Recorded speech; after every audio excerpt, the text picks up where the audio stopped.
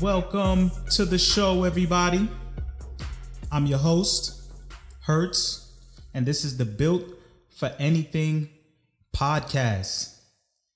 Today, it's Tuesday, October 31st. Happy Halloween. The 1st is tomorrow, the start of a brand new month.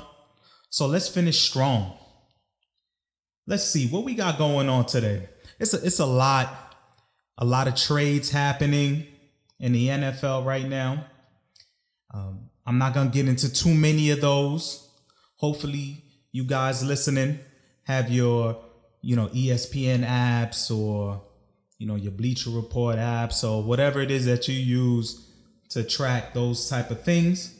Because on this podcast, I like to use sports as a backdrop to some of the thoughts and criticisms and things that I want to be able to express to you guys, and hopefully, something that people can learn from.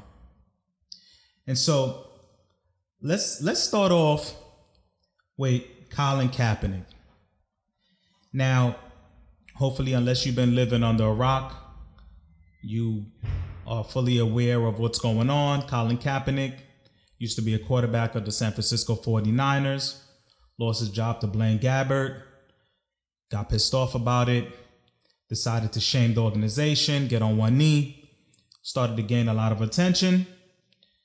As a result, he opted out of his contract, thinking that he would go to another team.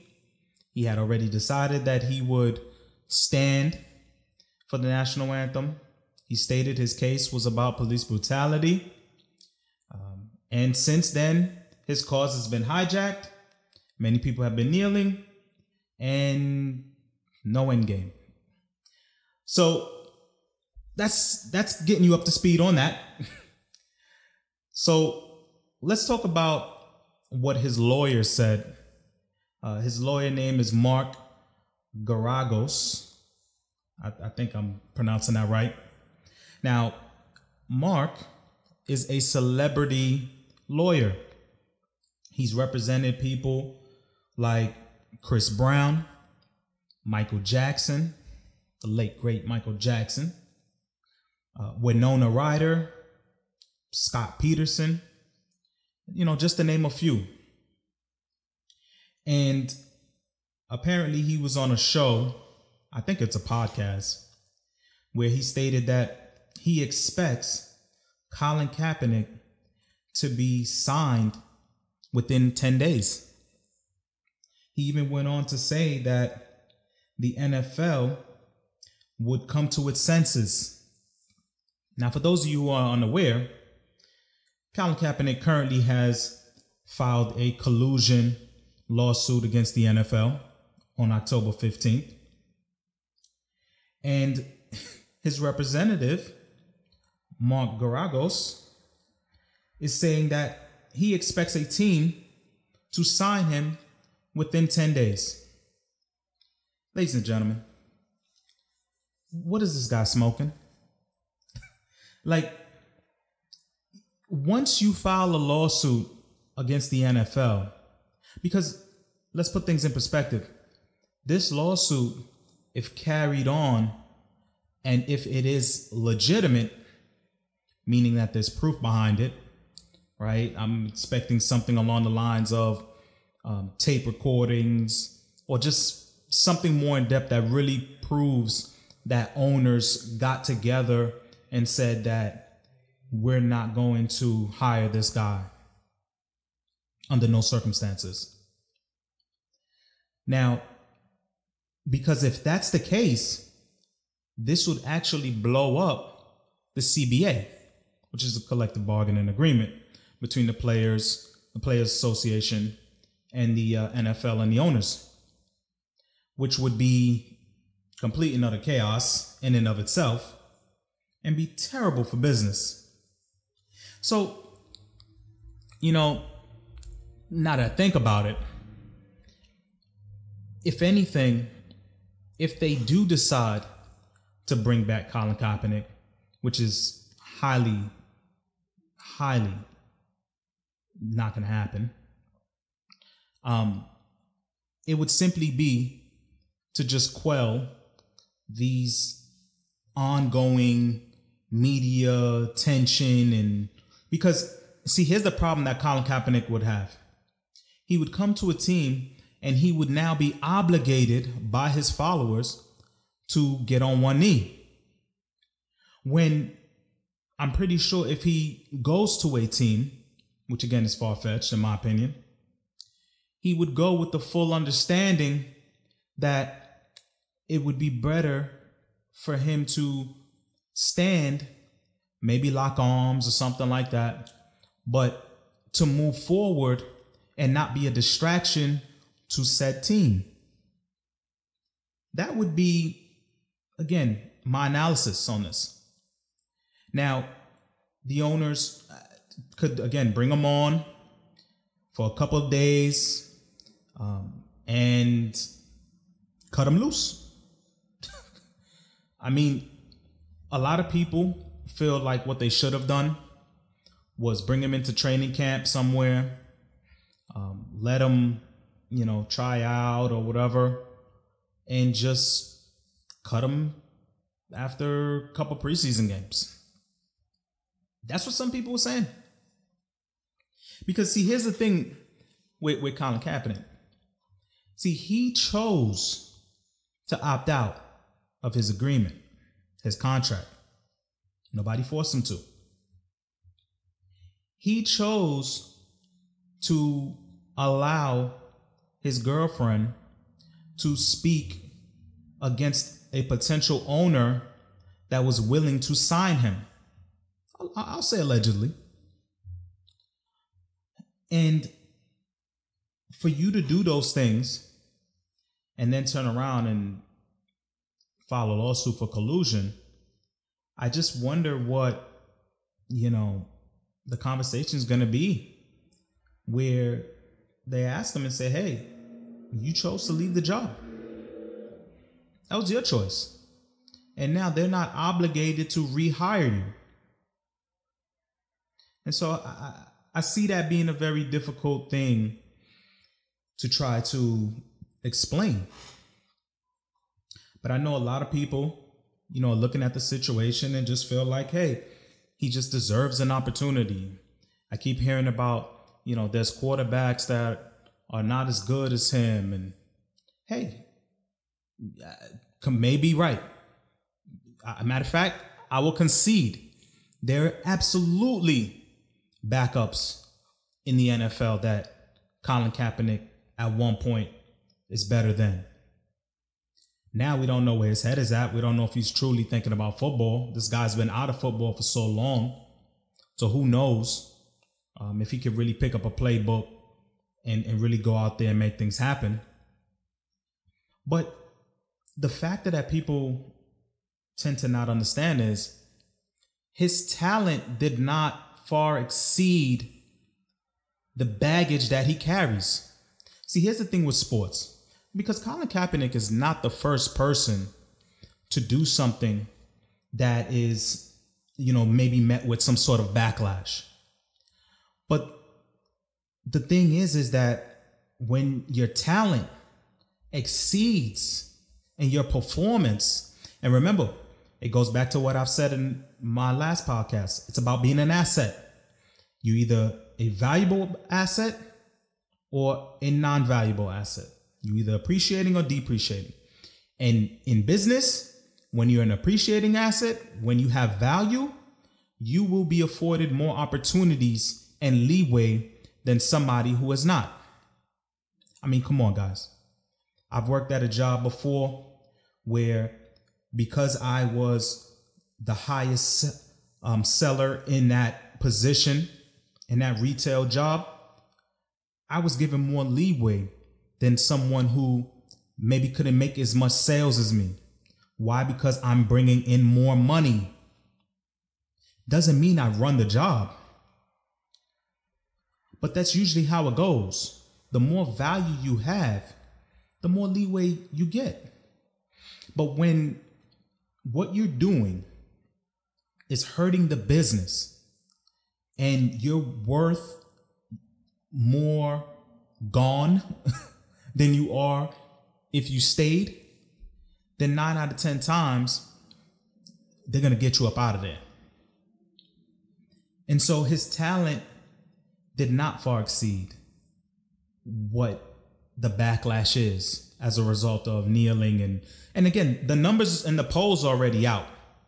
So I'm not just saying this. There are many, many people out there who are offended by it. Me personally, I could care less.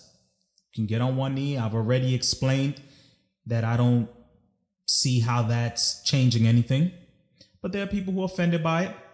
And like I said, if I come into someone's home and they tell me to take my shoes off at the door and I say no,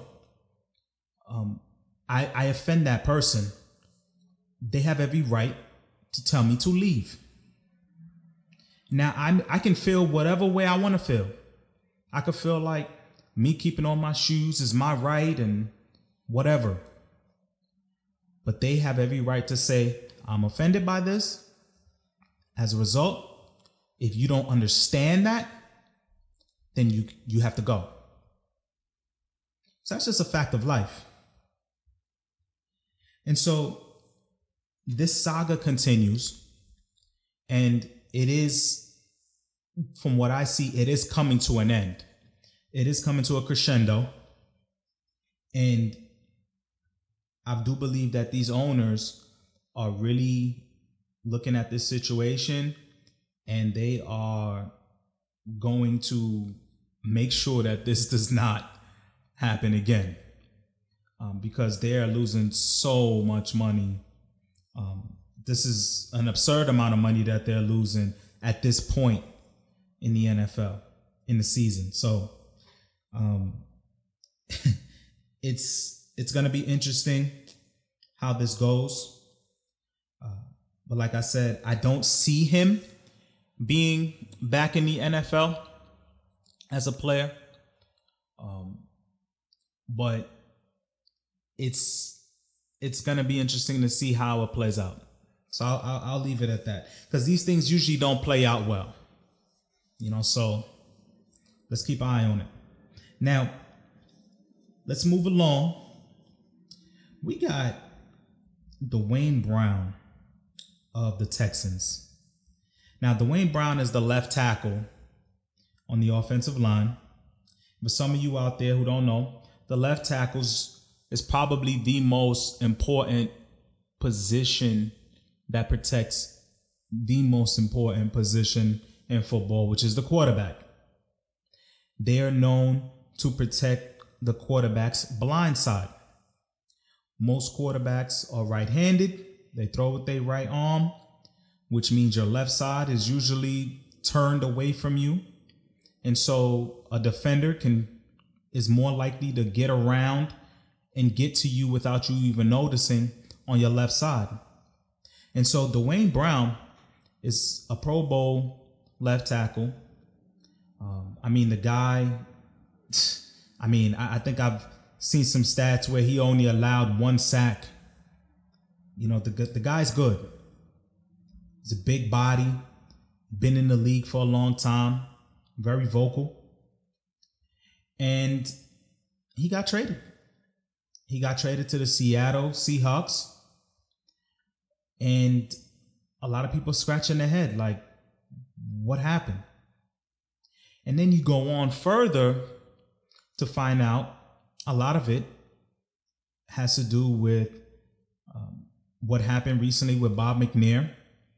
And, he is on record by saying that the meeting that the Texans, the players had with the owner, he said didn't go well. And he was one of those that was vocal against those comments. And I believe that his attitude or whatever was said led to him being on another team. Because it surely wasn't for football reasons, even though they did get a cornerback in Jeremy Lane, which they needed. And they are also going to get 2 draft picks, a 2018 pick and a 2019 pick. But we all know what this is really about. And I'm bringing this up to again, try to hit home to a lot of people out there, because what I hope is that people who have 9-to-5 jobs are not looking at what's going on here and thinking that they can do whatever they want. If at the end of the day, you're an employee, you're a worker, you shouldn't put too much stock in what your manager or boss or whoever runs that business thinks of you. You shouldn't need to be liked so much that when you find out that you're not liked or not considered equal in the eyes of said person, that you don't have this traumatic experience, that you find a way to move on. And if you're truly unhappy, you find another job and you move on to the next job. And so what we're seeing here is a classic case of, hey, you're not worth the headache. And that's how these owners, and honestly, that's how anybody who runs a business would deal with this. I've been in jobs where certain people, even though they were high producers, did something that it just couldn't even save them, where the company just had to let them go.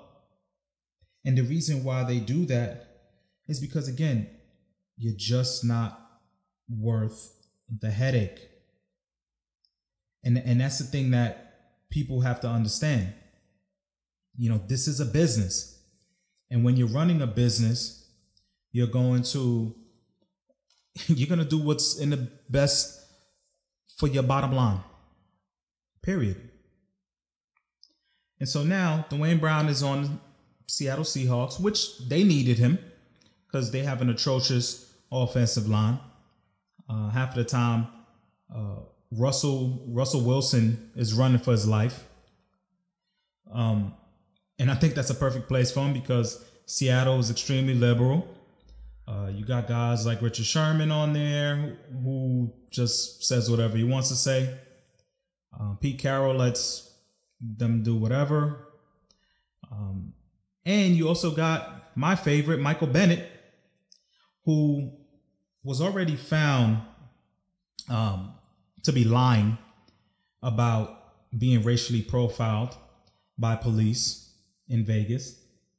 And yet media, nobody has addressed it. Nobody has asked him questions about it. It just kind of gone with the wind. Sort of like how, with LeBron James and his home allegedly being spray painted with the N-word, in which there were no photos and no type of evidence whatsoever of that occurring. But yet he was able to grab a microphone and, give this whole spiel about how, no matter how much money you make and, what you do, you're always going to be viewed as that. Listen, guys, please don't adopt that sheepish slave mentality. It's that type of mindset that keeps a lot of people stuck. You have the ability to take a hold of your life. You have the ability to conquer your field, do the things that you want to do. Start spreading that type of mindset. Be an owner. Invent something. If you can't work for somebody, start a business. Develop your skills, in order for you to make a living for yourself. So that way you can call your own shots. And when you do hire people, you could treat them with the respect that you want when you were an employee. But stop looking for or begging other people to treat you a certain way because your feelings are hurt. We got to move on from that kind of mentality. especially when you making millions of dollars. It's like, why do you even care? Listen, if I'm making 40 million a year, 60 million a year, you think I'm gonna care if somebody call me the N-word? I'm gonna say, listen, call me Mr. N-word, because I will be hopping in this Bugatti and I will be going to my mansion with either, my wife and kids, or if I don't have a wife and kids, I can basically have almost any woman. You think I'm worrying about what this guy who is working for another man or making 6 figures a year while I'm making 9 figures?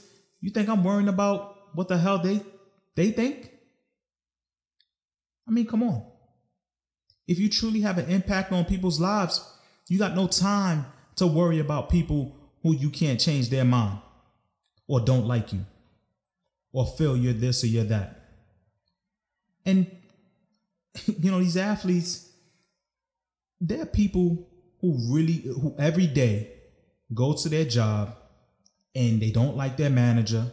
They don't like their boss. They're treated unfairly, but they stick up with it in order to pay their bills, take care of their families. They're dealing with that on an everyday basis. Like I keep saying, let these NFL players or whoever, if you really feel that distraught, take your ball and go and watch how fast somebody else take your job, and cheaper too. For the minimum. What's the minimum? 250,000? Man, you got backups. You got people on the practice squad who make more than doctors. Make more than these people who go to school and rack up all this tuition. And you think they wouldn't gladly take your spot? Come on now. Let's be real. And so again, this is just another reminder that you got to know how to play the game. You got to know how businesses run. And when you're not in a situation where you can dictate terms, then you need to play the game so that way you can move on, and then you can create a situation that's better suited for yourself. But you don't sit there and think you're going to run everything because you're getting paid. It's not how it works. And so, last thing I'm going to talk about is this back and forth with Ezekiel Elliot and the NFL, Roger Goodell. Oh my God. I'm just shaking my head right now because it seems like every other day he's suspended, then they appeal, then they force another suspension, then they force another appeal, then they force another suspension, and now we got another appeal. Oh my God. Look, do I feel like the woman involved in this domestic violence case is entirely truthful? Absolutely not. Again, just based on my research, I see no evidence of such a thing.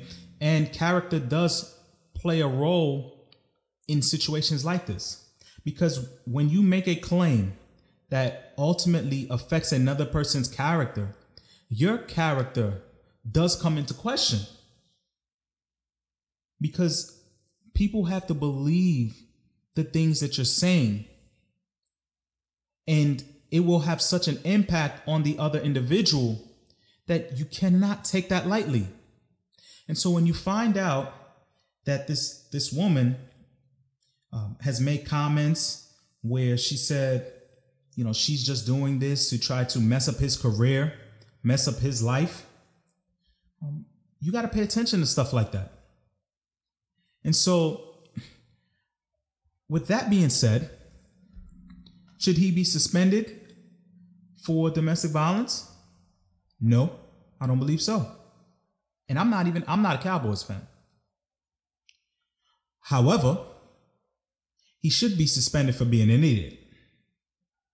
Yes, for being an idiot. Because this is just one of the many things that Ezekiel Elliot has done and some of his poor decisions.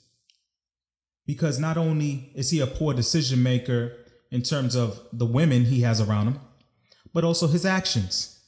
This is the same guy who on St. Patrick's Day pulled down a girl's shirt to reveal her breasts. This is the same guy who's been caught drunk and getting into fights with random people, in which, he settled a few times. This is a guy who apparently, being in Texas, and I could tell you, I live in Dallas, they love their Cowboys. Living here, you feel like a rock star. Everybody knows you. You get whatever you want. And listen, let me tell you, the scenery out here is pretty nice. Pretty nice. The women out here, they take care of themselves. And so he apparently cannot handle this type of attention. His parents knew that, which is why his father was so adamant. His parents are so adamant of living close to him in an attempt to keep an eye on him, because they know their child. And they know that he's going to find some sort of trouble to get into. And so I believe he should sit down for a couple of games. If anything, just to reset, refocus, understand the position that you're in, and understand that you can't allow yourself to have these kind of setbacks. Your team needs you. You're a rising star. You're one of the premier running backs on the most profitable football team in the league. But this is the same football team that's riddled with guys with terrible behavior. The playmaker, Michael Irvin, for example, I don't even want to get into his track record. They had Greg Hardy on the team. You have Des Bryant, who has a couple of mishaps. I mean, the list goes on and on. T.O. was there at one point. I mean, the Dallas Cowboys can be a circus at times. And Jerry Jones prides himself on, trying to rehabilitate guys. But listen, blah, blah, blah. It's all attention. Okay? And he has to understand that this is a different league. With everything that happened with Ray Rice, with the focus on the NFL to get things right, he just can't allow himself to be in situations that could lead to him being suspended and potentially kicked out of the league. It can happen. So listen, stop it. Stop at the back and forth.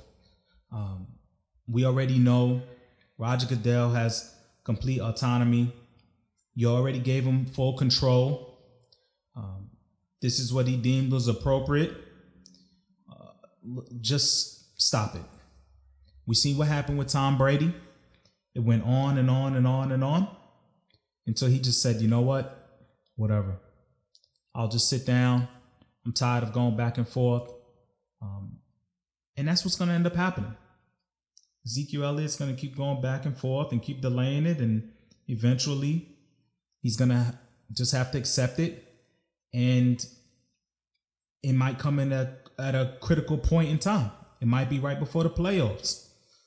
So he should have been gotten this over and done with. So his name would have been out of the media and he would have been able to get back to football by now.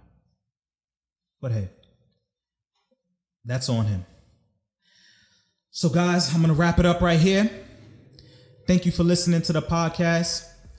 Once again, you will catch this podcast on iTunes, Google Play, as well as Podbean. And for those of you who follow me on YouTube. This does get uploaded to YouTube as well. Thank you for listening, y'all, and happy Halloween.